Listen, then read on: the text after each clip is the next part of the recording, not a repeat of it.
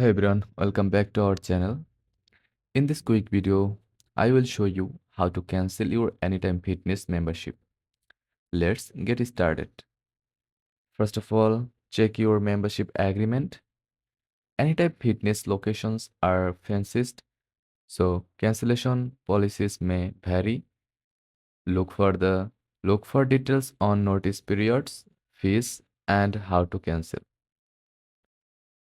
Next, contact your home gym, the location where you signed up. You can call, email, or visit in person to request a cancellation.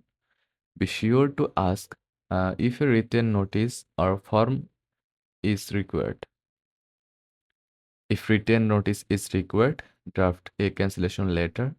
Include your full name, membership ID, and reason for cancellation. Submit it via email or in person as instructed by your gym. Finally, request a confirmation of your cancellation in writing. This ensures there are no misunderstandings or unexpected charges.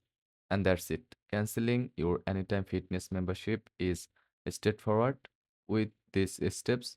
If you found this video helpful, don't forget to like and subscribe for more quick guides. See you in next time.